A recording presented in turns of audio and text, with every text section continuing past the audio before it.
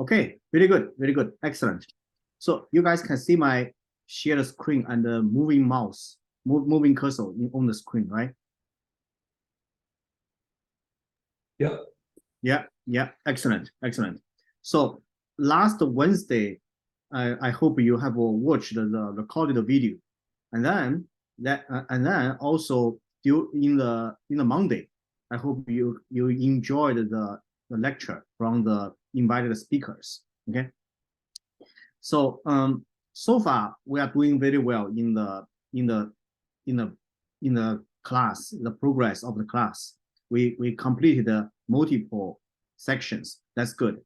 Today we are going to start a new section to talk about the optics and the imaging and also the microscope.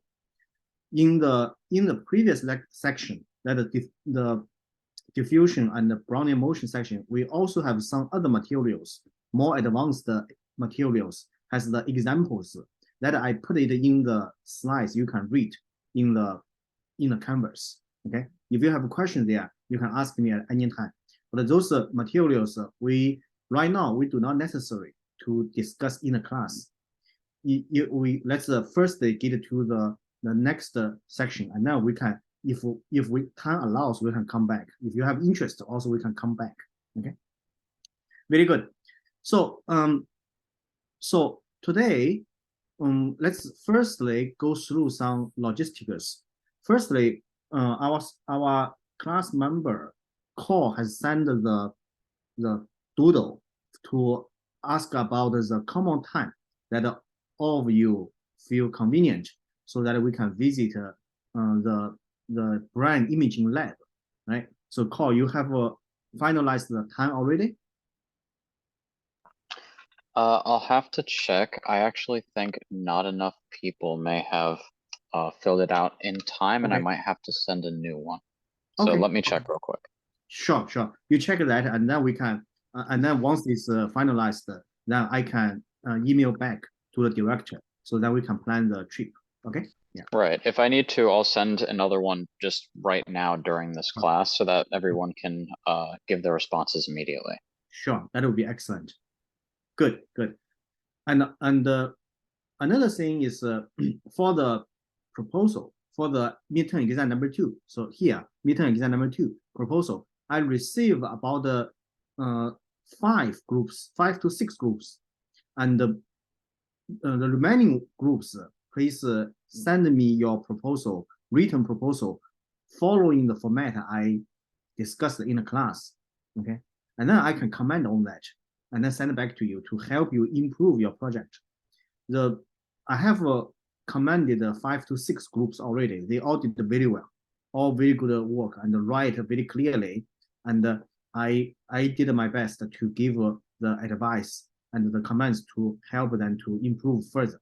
Okay, so the remaining groups, please send yours to me. Okay, so here are some other logistics updates. For the homework number 3, we have put the solution in the canvas now, so you can use that solution to check your answer. Okay, we also uploaded a book as a reference, as a reading. So this book is called Fundamentals of Light Microscope and Electronic Imaging. So it's a very fundamental book, very easy to read, to understand. So you can use this book to understand more things that we may not have time to cover in this section. Okay, but we will definitely cover all the basic, all the key materials in this section. Okay, this book can be a supplement reading material for you. Okay, it's a very good book. And then for now, I think all of you have done great jobs in the midterm exam number 2. Now you focus on your project and follow my comments to improve them further. Okay, and then I look forward to your final report, final presentation. Okay, so if you, in fact, this all of my comments, if you have incorporated into the proposal and improve it, and then develop your thinking, develop your idea, you can email me back. I can recommend for you. If you have a more question, I can always help you again. Okay, that's no problem. So just make sure you focus on your projects. Okay. Now, in the rest semester, we will have 2 more invited lecture. I mentioned that on Wednesday. So on Wednesday's lecture. So these 2 more lecture, make sure that you join. And the Dr. James Lewis and Dr. Anna Porras, they are very excellent researchers. So you will learn a lot from their lectures. Okay. So make sure join. And then on the November 22 and 24, this is the Thanksgiving. So we will not have class during this time. And during this time, you may improve your final project. Okay, because the final presentation will be December 4th and December 6th. So we have 8 groups. We will follow the same sequence we did in the midterm exam number 2. Then 4 groups for each day, and then we will complete them after December 6th. And then after that, you can finalize your final report and send the final report and your PPT to me. Okay, yeah. So this will be a great ending of this semester. Okay, and then after in the same time, make sure you submit your survey to me whenever you have concerns or opinions or questions. Send the survey to me. I always receive some survey from some of you, and that's a very positive. So I'm glad you guys are doing great. Okay, so keep doing this. Okay, yeah, good. Do you guys hear me? Well, you hear me well? Yeah. Yes. Yeah. Excellent. Okay, let's start today's lecture. So we are getting to a new section. So based on our class flow, we are getting to the section optical imaging and microscope. And in this section, actually, the following section actually can be incorporated in. The membrane potential ion channel, actually, we will incorporate the material into the optical imaging, because the membrane potential can be imaged. And also intermolecular force, this will integrate in, because the force can also be imaged by designing new technologies. Okay, and also the cytoskeleton membrane, those are all can be imaged. So we will start with the basics of optics and microscope, and then we will gradually step into their application, their novel applications. Okay, good. Okay, yeah, and this is the survey. Make sure you send this survey to me whenever you have questions. Okay, now we can start to talk about the basics of the optics and imaging. So first of all, do you guys see my screen? Yep. Yes. Yeah. Okay, first of all, this is the dictionary definition of microscope. Okay, so what is microscope? The official definition is microscope is an optical instrument for making enlarged image of minute or small objects. This is the official definition of microscope. Okay, so why we need this microscope? Why we need to enlarge small objects? Why? The reason actually comes from history. Scientists and the people always like to explore the nature, explore the science, and they develop different engineering principles, derive different engineering principles like mechanics, electronics, and the chemistries. They want to develop those principles, and then they like to learn the interesting mechanism, principles underlying the human system, right? Underlying human or underlying the biological system, living systems. But our eyes, our naked eye, only can see things within certain range. We cannot see the things smaller than the micrometer. We cannot tell by the naked eye. And during the history, people like to study the biological system at the scale, at the size that they can tell by the naked eye first. So they learn all those macro scale biological dynamics first. And then people gradually realized, after learning all those knowledge, they find in fact, all the biological system, all the active system, they consist of cells. And the cells is at the micrometer scale. And then as they and that cannot be easily told or easily measured by naked eyes. Okay, and then as people study further and further, they find that even cells are not the smallest unit. Within the cell, you have even smaller objects are playing important role, like a small nanometer scale protein and the different molecules, different sensitive molecules, right? So then to see those objects in the micro scale to a nano scale or to the angstrom scale, then we need some new tools. That tool actually is collectively called a microscope. And this microscope is here in this dictionary definition. It says is an optical instrument. But in fact, up to date, people have developed the instrument not only optical, there are also electronic microscope. You have heard of scanning electron microscope, SEM, right? And transmission electron microscope, TEM, right? And also there are cryo TEM, very low temperature cryo TEM.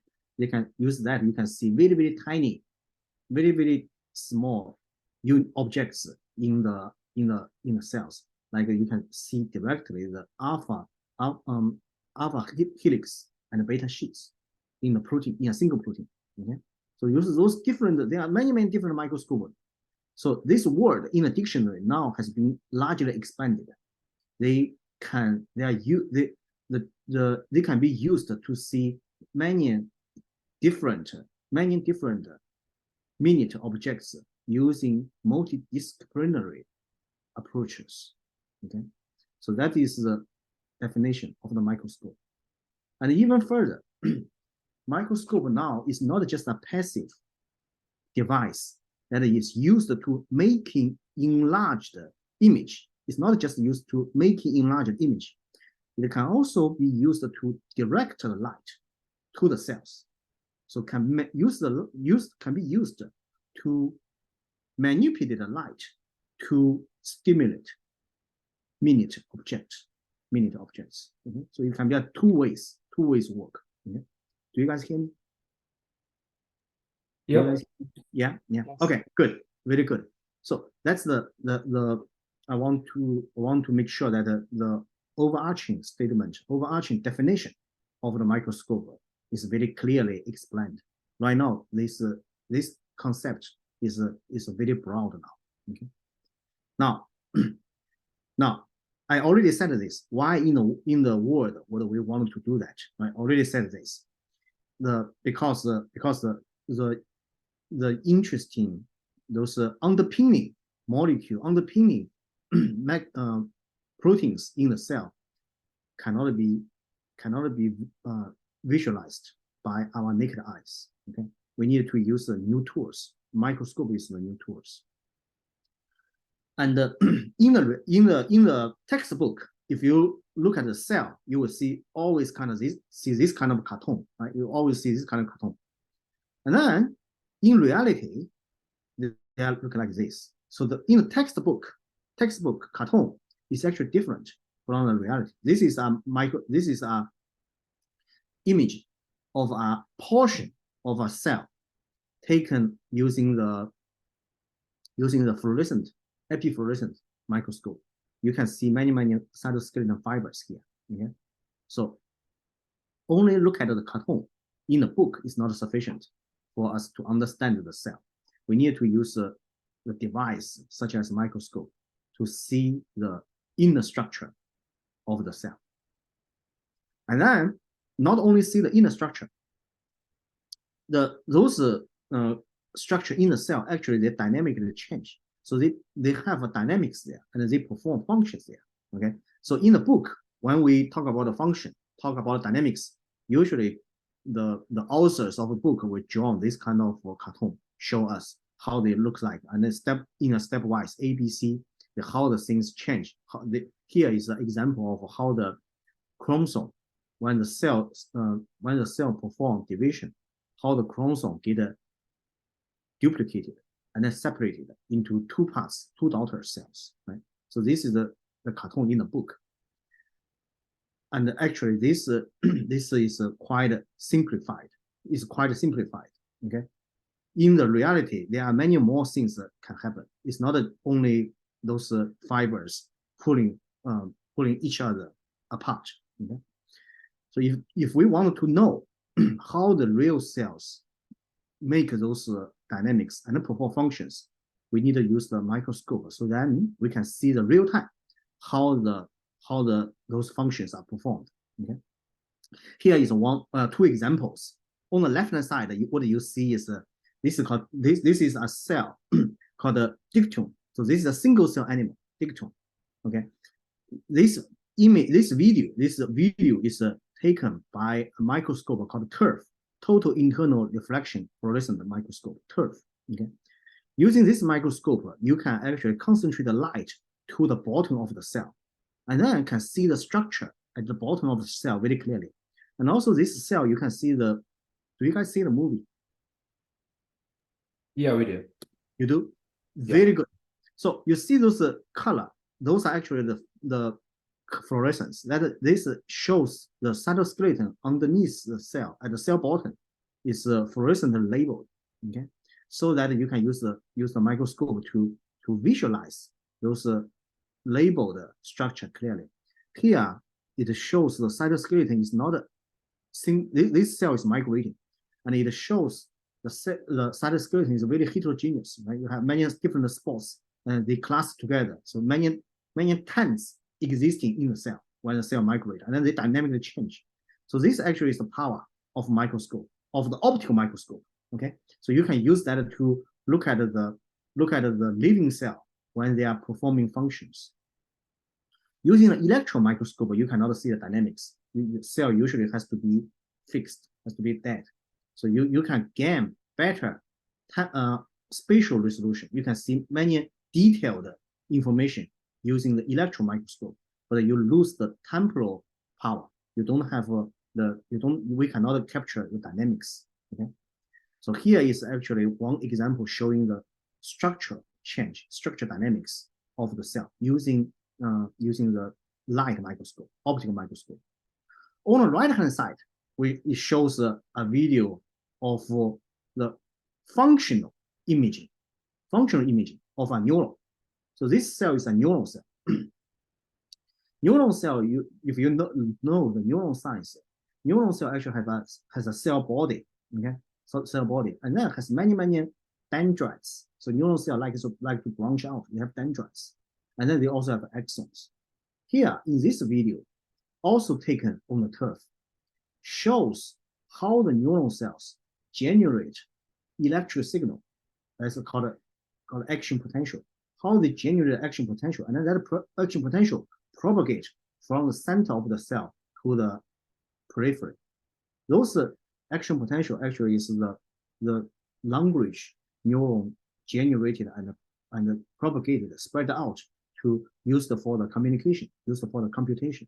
Okay, if you consider each neuron as a small computer, each neuron if you consider as a small computer, those action potential actually is the language, is the electron current working inside the chip of the computer, and then make the computations there.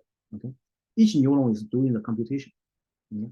When there are some when they receive the signal from the presynaptic neuron, they actually need to compute that signal and then make the final decision. That computation is performed using those electrical dynamics, electrical languages. Okay, so now you can realize if we don't have an optical microscope, then we will not be able to see the language in a neuron cell. And if we don't have an optical microscope to capture those dynamics, then we will not be able to decode those language. We don't know the alphabet, sentence, paragraph used by the neuron, right? So that's actually the power of the optical microscope. And in previous lecture, I also showed you the. Hey, Dr. Chang, I have a question about TIRF really quick. Yeah, please. So I've heard of TIRF like objectives before, and I was under the impression that it was reflecting light inside the objective to give you better, like, I guess, sensitivity and maybe improve resolution slightly because you're getting like more light. But it sounds like you were saying you can also use turf for like cleaner optical sectioning of excitation, or Yes. Yes. okay. So it can be on both ends, on excitation and then also collecting emitted light as well. It can improve the image. Yes, both. Yeah, and most of it is is the excitation. Mostly is excitation because we have a few slides talk about turf in this presentation. Okay. Yeah, Maybe I'll you wait for can that. hold it. Yeah. Thanks. Sure. Good. So those video I showed you here are mostly in the 2D. Okay, 2D surface. The turf actually concentrate the light to the bottom of petri dish, and then only that layer is highly excited. Now, if you understand the principles of optics, principles of microscope, you can also construct a microscope to extend another dimension to get the 3D images. Okay, and then many small animal, many small living system, they even bigger, of course, bigger system as well. They are living in the 3D condition. Okay? So then you can capture the 3D dynamics. Here is one example of Drosophila, the fruit flies larva. Okay, so the embryo just developed. Here you can use you see this whole thing is a larva. Okay, each bright dot is a nucleus. And then you can see the nucleus start to divide, right? You can say divide, one become two, each one become two. Yeah, start from here. You see they're fluctuating. And there's a wave, mechanical wave from the top to the bottom. Okay, there's a mechanical wave. Nobody knows why there's a mechanical wave, but that this wave is observed to be important for the whole embryo to synchronize itself to start to divide. Right? So this microscope, this video is taken by another kind of microscope that takes the 3D image of the small living system. Okay? And then that microscope can also take the view from different perspectives. And then because light is relatively non-invasive, so you can observe the development of those small animals for a long term, for several months. Okay? So then you can see how the whole structure gradually develop and grow up, and how they perform important functions. Okay? So this is the real advancement of the science, thanks to the development of different types of microscope. Okay. Now, why we want to see those things? Why we want to use a microscope to see all the different dynamics? Why? The reason actually is explained by athlete. He is not, this athlete is called Yogi Berra. He's a very successful athlete. He can capture the ball very precisely each time on the baseball the playground. Okay, he said he has a very famous quote. He said, "You can see or you can learn a lot by just watching." Okay, so he can always capture the trajectory, flying trajectory of the ball, and then quickly stand on the correct position and capture the ball. Okay, so he win many champions. Now, in the scientific area, people find that we can also see and learn a lot about the cells, about the science by just watching. Okay, and because by watching things, we can discover something new. That is something that the new thing may contribute to the advancement of the science. Okay, and then this discovery can be from seeing the new things with our own eyes through the microscopes. Okay, so once we see the new things, then we can we can poke the things, means we can perturb the system, perturb the optical system, perturb the living system, and then rebuild the living system. Once we know that the new interesting phenomena are there, then we can rebuild it. We can use protein engineering, gene engineering to rebuild the working machines inside the cell, and then play with the cells. Okay, so through this process, we actually have we form the two-way interactions with the scientific discoveries, and then finally we can completely understand what is the science underlying that discovery. Right? Only by seeing is the first step, and then but based on the seeing, then we can design experiment, design the ways, design strategies to better understand the science. Right? Yeah. So yes. So once we discover things, we can poke, rip apart, rebuild, and play things. This overall actually forms another research field in the science called synthetic biology. So you can actually synthesize different biological entities and then use that to help us understand the existing the science better. Okay? And then to do that, we need the help of both cell biology. So we need to know what sample we should prepare, and need the help from the biophysics. So we need to use the biophysics principles, especially optical principles, to help us build the correct microscope, correct optical instruments in practice. Okay, and then use those tools, new tools. We can find something awesome and then mess with it and then play with it. Eventually, once we understand everything about that system, then we understand everything means understand completely how it works. Then we can solve it. Okay. For example, if we completely understand how the cancer cells behave, how the cancer cells have some unique behavior, then we can work reversely and then kill the cancer cell, prevent cancer cell progression. Right. So that's the combination of cell biology and biophysics. Now, to build up the tools, optical tools, we need to understand how to build microscope, not just buy microscope from the companies. Okay, so for the microscope, there are different. I believe all of you have seen many types of microscope. Some of them are simple, some of them are complex. If you buy the microscope from companies, usually what you get is looking like this. Do you guys see my mouse? Yes. Yeah. Good. So for the commercially available microscope, they have a very standard modality.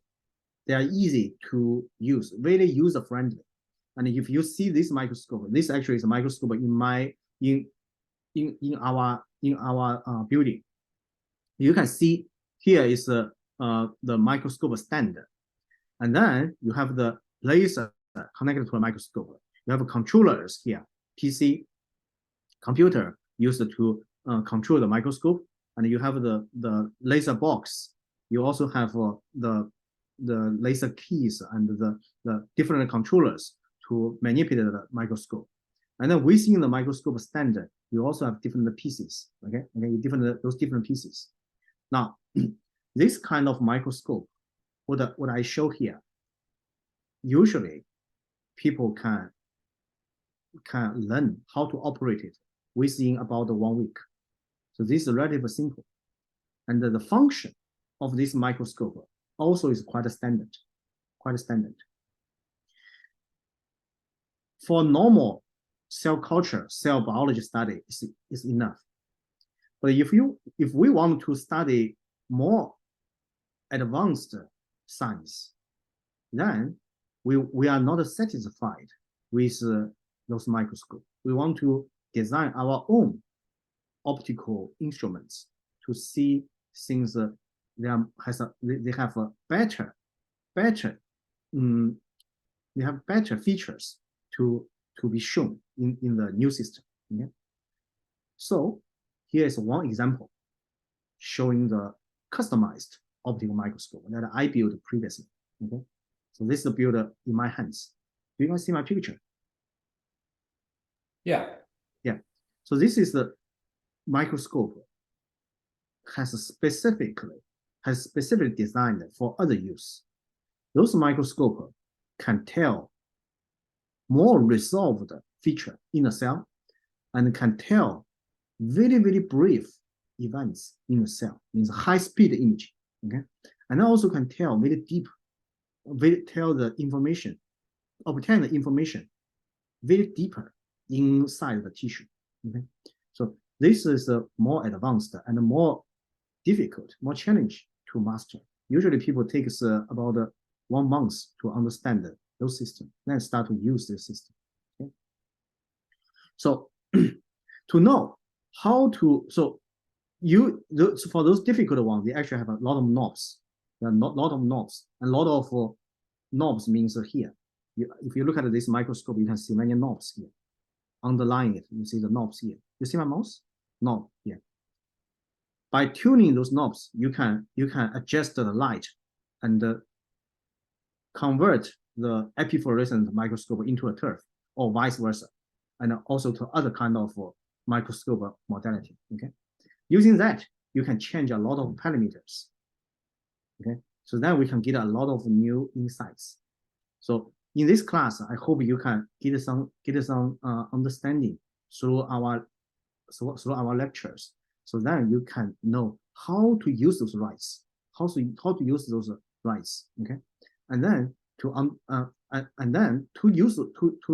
know those, we need to first understand the basic principle, the underlying theory of those optics. Okay, so now that's the introduction and the impacts of the work.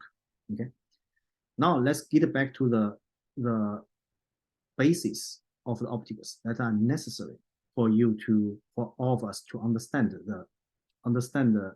the practical, understand the theory, and also the associated practical skills. Now, overarching is for the optical imaging, the overarching statement or overarching statement is there's no free lunch. There's no free lunch.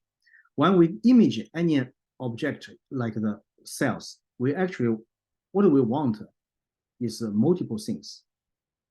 But those multiple things we want cannot be obtained at the same time. If you want to get one, you have to sacrifice another. Okay, so that's what is called no free lunch. The reason is the basic physics law has to be satisfied. If you satisfy this law, then you get one feature completely obtained to the extreme. But at the same time, you may have to sacrifice other features. Here I draw a pyramid. It contains 4 axes. Okay, four peaks. These 4 peaks actually are the 4 key features people always like to get when they perform optical imaging. One is called a spatial resolution.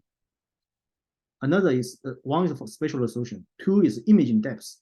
3 is temporal resolution. 4th is the phototoxicity. These 4 you all want to maintain. The first 3 you want to get as much as possible. The last one, phototoxicity, you want to get less as possible. Okay, but all these 4 they cannot be satisfied completely simultaneously. Okay? For number 1, spatial resolution means that you want to tell all the molecules, all the small features in the cell as much as possible. Then you can know all the building blocks of a cell, right? So then you get a larger spatial resolution. But when you do the larger spatial resolution, optics has their certain physics limitations. You have to you cannot break those physical laws. If you want to break those physical laws, then you have to design different ways, such as a super resolution microscope method.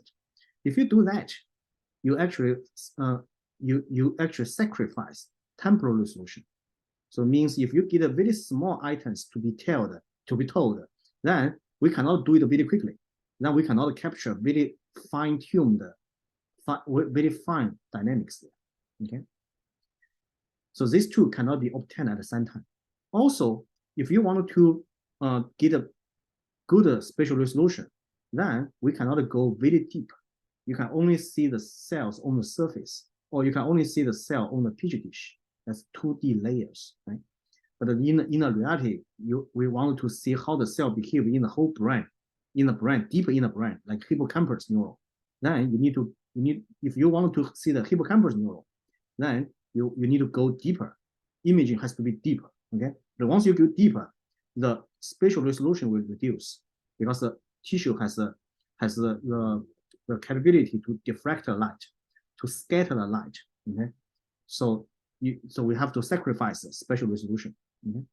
And then for the temporal resolution, if you want to get a higher temporal resolution, means you want to see very small, see the dynamics in a very brief time period, right? So for example, if you take the image at 1 Hertz, that means I captured the events within 1 second, second by second. If I take the image at 1 kilohertz, that means I get the information, get the dynamics at 1 millisecond, right? Every 1 millisecond. Do you guys hear me? Do you follow me? Yeah. Yeah. If I go to, very good. If I go to 1 millisecond, then I get a higher temporal resolution. But then that means my exposure time in the microscope becomes 1 millisecond. So within that short time, I get 1,000 times less signal from the cell compared to when I do the image at 1 Hertz at every 1 second, right? That means the signal I received is reduced 1,000-fold. Then the noise may be able to beat the signal. Then I will get a very low signal to noise ratio. That's not good. I don't see things very clearly now. Okay, even I get a high temporal resolution. Now then, usually people want to do is I want to get a more signal. Then I increase laser intensity. I cannot change the exposure time because I want to know that the brief events there. I want to have a high temporal resolution. Okay? So then you input the higher power, laser power, to excite the fluorescent protein even further. Then that will cause another trouble, the phototoxicity increase. So the cell may not feel happy, and then cell may show some aversive behavior, right? And then you will get a wrong data, right? So toxicity and the temporal resolution, they are contradictory to each other, okay? And then overall, all these 4 of them within this parameter, we cannot not get all 4 of them satisfied, okay? So those 4 are just the most 4 important essential elements we need to consider depending on the biological question we are asking. Okay? There are even more parameters we need to consider, such as the multiplexity. Okay? So each time we may not just label cell with one type of fluorescent protein, because in the cell there are many different proteins are doing the dance right, together, right? They're working together. We want to see their interactions. We want to see many proteins, how they work together. Then we need the multiplexity. Then we can add a different color of the fluorescent protein into a cell. Right? Then it will increase the load of the cell because you need to do the transfection. So the cell need to carry many types of fluorescent protein. Then it increase the cell loading, right? So you increase the multiplexity by adding more markers into a cell, but then you reduce the correctness of the data, right? Also the throughput. Sometimes we don't want to image only one cell. We want to image many cells. We want to image 1,000 cells or 1,000 small animals at the same time, right? So that is throughput. So once we consider throughput, the other parameters also get sacrificed, okay, depending on the conditions. So those are overarching statement of the biological imaging. We need to consider what's the most important feature we want to get, and then prioritize. We cannot get all. Prioritize to get the most important number one, number two first, and then think about the how to which one we really can sacrifice. Okay. Okay, that is the overarching statement of the imaging. Now here is the history, the important history of the microscope in the time domain. Okay, so from the left to the right, actually this shows the development of new microscope.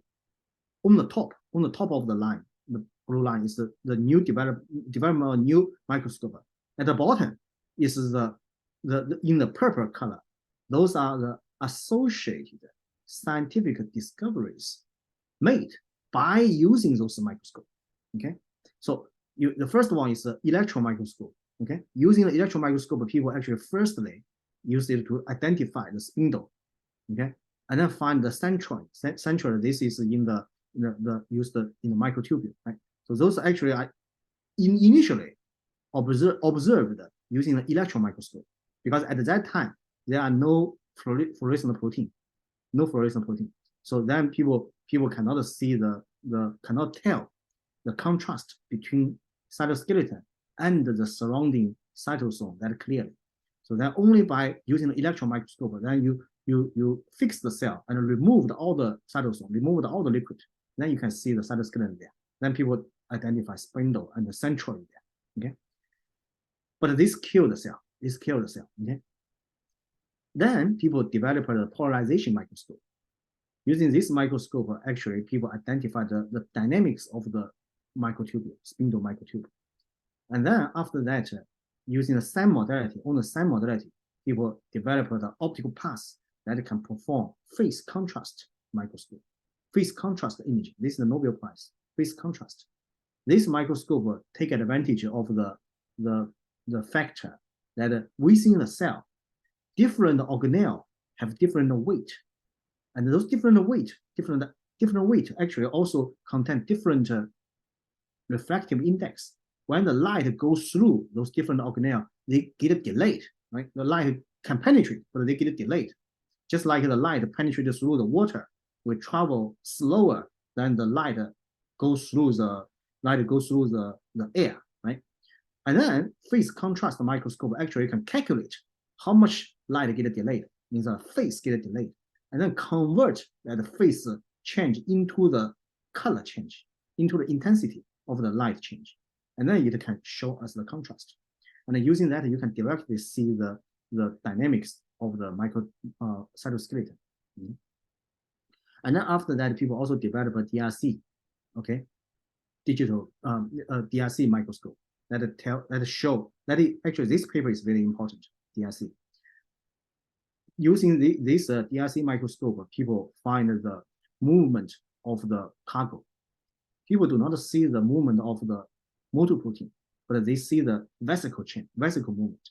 Remember the video I showed you previously that the motor protein is working on the microtubule and then carrying a vesicle. That vesicle is a cargo. That is large. That is micrometer scale. And when people develop a DRC, they observe that, and then they find that in the cell, actually there are many dynamics ongoing around the microtubule, and then they connect this thing together. So this opens a new window, shows people that inside the cell there are many small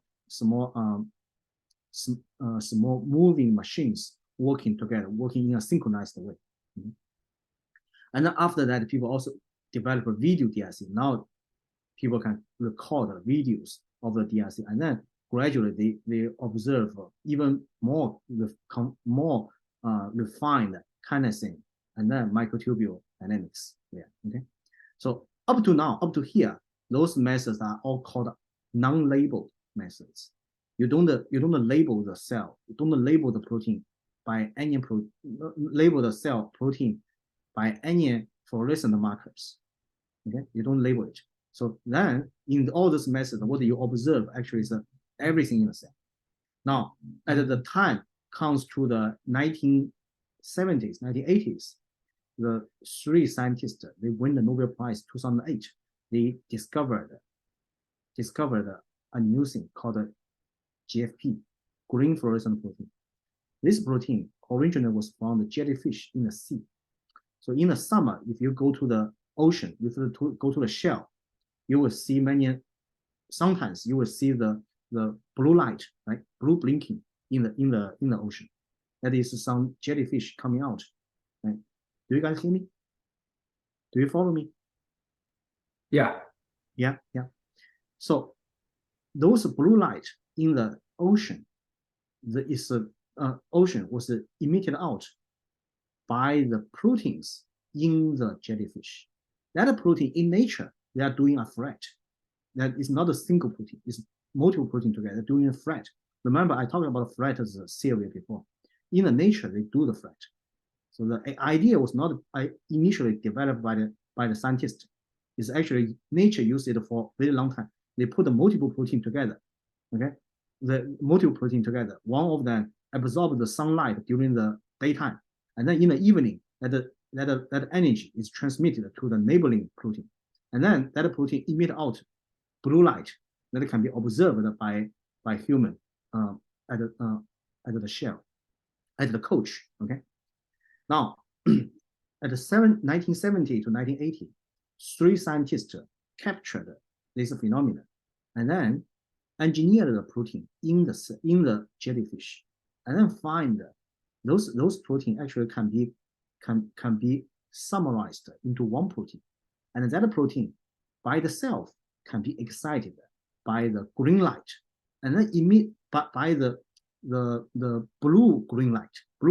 Okay, usually it's a 480 nanometer blue green, and then it can emit out green light. Okay, so now it's green light. The reason is because they engineered the multiple protein together. So after engineering, the protein structure change, the inside energy state change. So now the light coming out is not blue light now. You observe it in the ocean. It's not that. It's a green light now. Okay, and then that final protein is called green fluorescent protein. So this is a very famous one. Using this one, you can label, because you know the genetic code. Then you can use it to label the cell and let it target to different cell, different part of the cell, okay, as well as different type of the cells, okay, in the animal. Maybe you have already seen that there are animals showing the skin is green, right? So that actually is people transfect the animal and let the skin cell express the GFP, okay. So this is the big advance in the science. And remember, I showed you a video about the dictome in the left-hand side, that video in the previous slides. That actually is a fluorescent protein labeled with the GFP. Video is in the blue, but it is coming from the GFP or GFP's daughter. Okay, so people can engineer GFP to make it emit out blue light or red light or different color light. Okay, so it can be a spectrum. Okay, now once this protein, we usually call it FP, fluorescent protein. Don't need to mention G or R or B. Okay, we just call it FP. Once we have this tool, then people further develop the microscope, like the confocal, okay, confocal microscope. Here I just show spinning disk confocal, but there are also laser scanning confocal microscope. So then you can concentrate, you can add a pinhole there to remove autofocus light coming from the GFP. Only the GFP on the focal plane you can capture their light. Then the image become very sharp. Okay, and then even after that, people developed the. Of course, here I don't need to explain all of that now. So the people developed, because we are running out of time now. So people also using those labeling method to perform single molecule experiment. Okay, means you can study the movement of one molecule, how it moves. Okay, so using that, there are more scientific advances, such as you can now tell motor protein step size, Remember in the video I showed you before, the motor protein was working on the microtubule and then carry a cargo, right? Now, but the question is, when the motor protein work like a human, two legs. Now the question is, what's the size of each step, and how they work? Do you guys see my view? Do you see my mouth? See my hand? See my hand? Yeah. Yes. What I'm saying here is, when you have a motor protein working on the microtubule, you see it's like this. You see my hands, right? Like this. However, there's two possibility when the motor protein work. One possibility is it works like this way. This is the alternative way, right? Like a human, alternative way. But another possibility is it goes like this. Go one leg first, another leg come, and then still this leg go first, and then another leg come. This is called inch walk. Inch walk, okay? Inch walk. It's different from this human walk. You guys follow me? You follow me? Yeah. This is a very important question. This question can tell us better about the internal mechanism of the motor protein. It's very important. And when there is a mutation happens, cancer cell, why cancer cell can move faster, why cancer cells can generate a larger force, those are all linked to how this motor protein work by itself and then interact with cytosol. Okay, so once people develop this single molecule method, then they can tell now. They can do the experiment, label this fluorescent protein into the motor protein, and then can tell what kind of style, these two style, which style motor proteins take to work in the nature and in the disease states. Okay, so those are not possible before this time. If you use the electron microscope, you get a dead cell. You use the DRC and the video DRC, you cannot tell the motor protein that easily. Only after you have a FP, you can label single motor protein, and then you can use the spinning disk confocal. Now you can see those things. Now it extend human capability from naked eye to nanometer scale, right? So this is the advance of the science. And then after that, people are not satisfied by just watching the cell. Then they develop optical trap. This is, I think I mentioned this briefly. I have many materials about the optical trap. This is a tool that we usually develop in a lab. I mentioned this earlier in the first lecture, I think. So this is use the optical way, use the small polystyrene beads to trap the light, and then use the light to control it, and then adhere to the molecule, single molecule or single actin, and then you can stretch those things. You can stretch and apply the force, right? So now you combine optical trap with the optical microscope. Then you can do both manipulation and the observation, right? So then using that, you can measure how much force that a single motor apply when they're working, right? So this is also new results. These are advanced people's knowledge further, right? Now, when the time comes into 21st century, to the 2000s, now people find that there are still knowledge gap there. By using those microscope, we still cannot see the things below diffraction limit. Then people develop the super resolution microscope. What I show here, PON, STORM, actually also STAT. Those are super resolution microscope. They sacrifice temporal resolution, but get the spatial resolution better. Okay? So then they get the single, many single molecule imaged at the same time in the cell. Okay? I gave an example previously that using the STORM, you can see the periodic structure made of actin rings on the neuron surface, right? I showed you the picture before, right? And then those rings, their gap, their distance, mutual distance is in a nanometer scale, right? If you use a commercial microscope, you cannot tell this because they are all clumped in the microscope. You cannot tell apart at a 70 micro or 80 micrometer distance away. The two things actually is regarded as one thing. Two dots regarded as one thing because you don't have a sufficient resolution to tell that apart. But then you use some super resolution microscope, you can tell that apart. Then you can find there's a structure there. And then later on, it turns out this kind of periodic structure is very important for neuron to sustain their body. Okay? So that's the new advance of the science. And then also people develop a cryo-EM. Cryo-EM actually can go even higher spatial resolution. It's into the angstrom level. Okay, so this actually is also Nobel Prize. And then after this is done, then remember in that parameter here, I showed you this parameter. Then spatial resolution, this peak is go to extreme now. This to extreme now. Even we sacrifice the other peak, the requirement for the other peaks. Okay. Now, once this is satisfied, people want to solve other issue now. So then they get to the imaging depth now. So then people develop the new tools called the light sheet microscope or two-photon microscope. Those microscopes actually can go deeper into the tissue so that we can see the inner working underneath the skin, underneath the blood vessel. Okay, the superficial peripheral blood vessel. So last week I went to Washington to have give the talk there. So people have showed very, very beautiful deep tissue imaging when the mouse is thinking.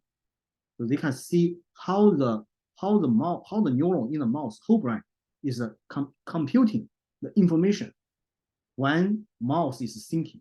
Okay, so that is previously not known. Right? So that's currently the frontier of the optical imaging, and that's actually the reason why optical imaging is useful. So each advance here give us new way.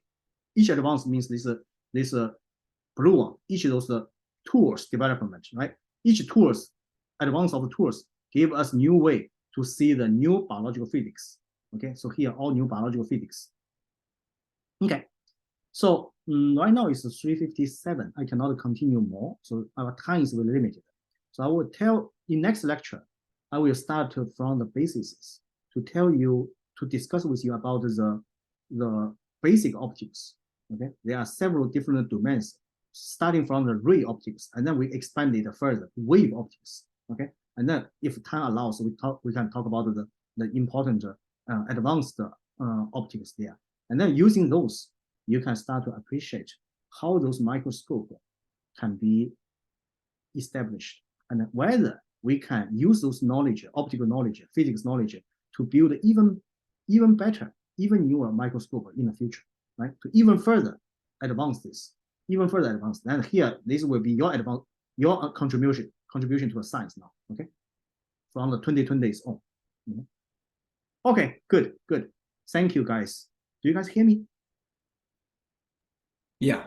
Yes. Excellent.